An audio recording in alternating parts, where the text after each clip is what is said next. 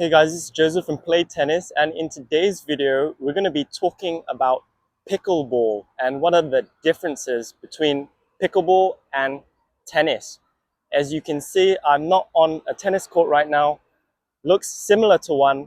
However, this is a pickleball court. Please take note of the yellow lines. Ignore the white lines. Okay, so this is sort of a hybrid court. And in today's video, I'm going to be sharing with you the difference in the equipment used in pickleball, as well as the rules and the techniques and how they differ from tennis. Oh, wow!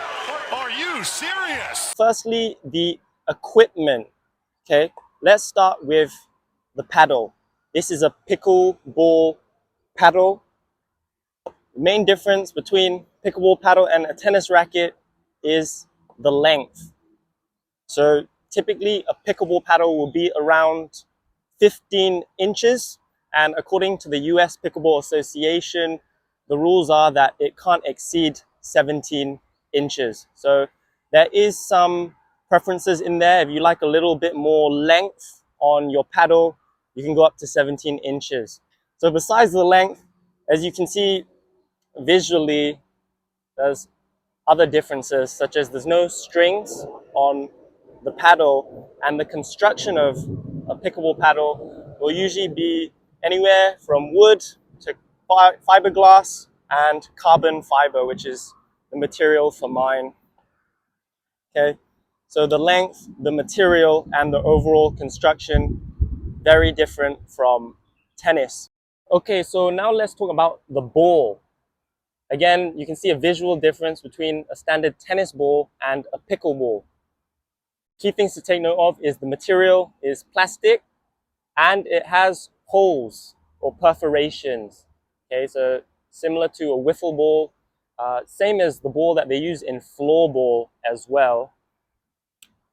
And the holes can vary. Typically in outdoor settings, we want to have more holes. And when we play pickleball indoors, we want less holes. Okay, this is to do with the air resistance and the wind when we play outdoors versus indoors, and it will vary the speed and the movement of the ball. And here you hear that signature pickleball sound. Beautiful.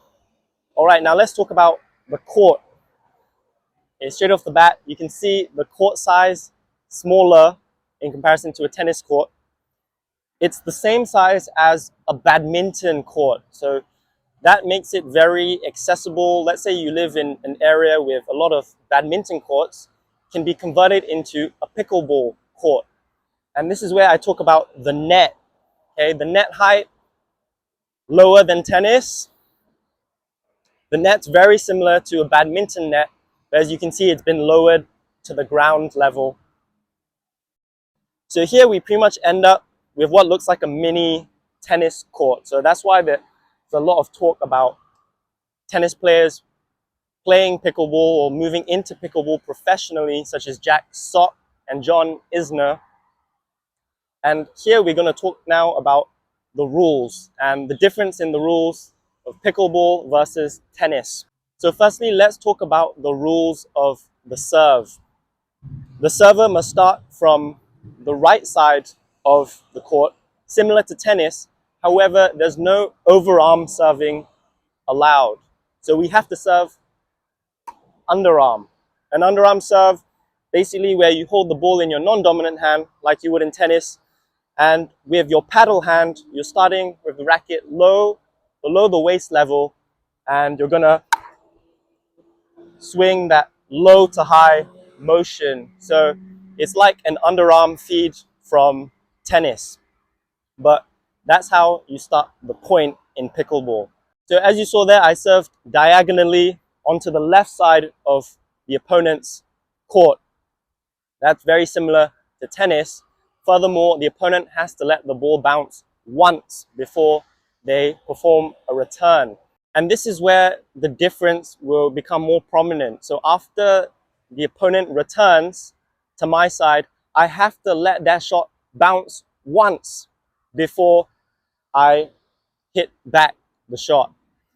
So basically, after the service happens, 2 ground strokes need to happen.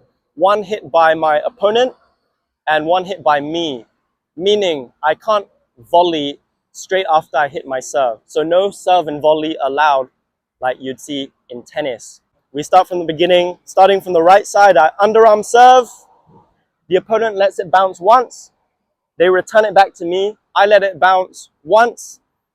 And then the full rally can start. So from here, we'll be allowed to hit volleys, provided we're not volleying in the non-volley zone.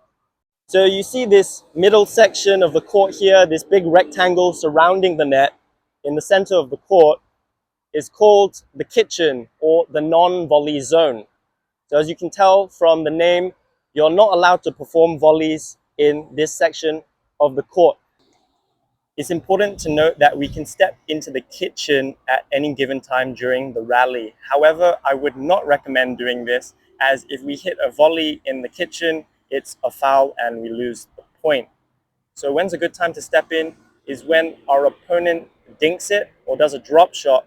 We let it bounce once before executing our shot. Key point from here is getting out of the kitchen ASAP because it's a non-volley zone, meaning I'm not allowed to perform a volley in here. So if I do find myself inside the kitchen after returning a short ball, I want to ensure that I step back out into the safety zone just in case a ball comes flying at me. And when I'm out of the kitchen or non-volley zone, I'm allowed to perform a volley. So those are the main rules to take note of in terms of the difference between tennis and pickleball. Of course, there's the more common rules that you'd find in tennis, such as in or out. Anywhere outside of the yellow lines or this pickleball court would be considered out, meaning the point is over. So if you got a bit lost there, don't hesitate to check out our read up on the rules or our written content, as well as just rewinding the video. So now the final segment of this video is the difference in the techniques. As we've already covered that underarm serve, which is very similar to a tennis feed, we're also going to talk about the general differences that you're going to feel when you're playing pickleball and the different technique required in comparison to tennis. And this hits home for me because I've been playing tennis longer than I've been playing pickleball. And when I first started in pickleball, straight away the difference in the feeling of the paddle in your hand and when you contact the ball, very big difference. And for that reason, the technique is different from tennis. So when it comes to ground strokes, you're just taking a more compact take back and pushing through the ball more rather than doing sort of these more whippy shots that you'd see in tennis. Okay, the main reason you have to be hitting through the ball more, again, is due to the material in comparison to tennis strings, which are a bit more springy. This definitely felt more dead when I started out. So I really had to sort of force the paddle through the ball in order to get some good depth and pace. It is possible to get spin with a pickleball paddle, but nothing in comparison to a tennis racket and a tennis ball, okay?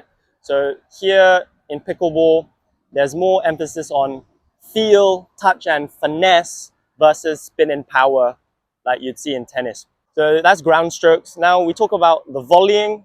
Volleying technique, very similar, I'd say, in comparison to tennis. Again, that hammer grip or handshake grip and short movements, short and sharp for the volley. But key thing to take note of is that rule of the kitchen line. A lot of the time you're going to be volleying with both your toes pointing forward because we don't want to step over the kitchen line, right? So if I'm going to perform a volley, in tennis I might do something like this, like a step over. In pickleball, it's going to be less common because let's say we're right up against that kitchen line. If you visualize here, I can't really step anymore to perform a volley, so we're going to be doing a lot of that. More emphasis on the hand and speed movement, okay? I'll only need to step in if the ball bounces in front of me, then I can step in and dink it back. So to recap, in terms of the serve, completely different motion, that low to high feeding motion to hit a pickleball serve in comparison to that overhead tennis serve. Pardon me. And then on the ground strokes, shorter take back, more compact, flatter strokes. And then the volleys, which I'd say is the most similar technical part with tennis and pickleball. So if you're a strong volleyer in tennis, you're gonna love pickleball for sure, okay? And sharp volleying, and there's a lot of emphasis on having good touch and feel and finesse over the ball instead of tennis, which I'd say is more physical and there's more emphasis on power and spin.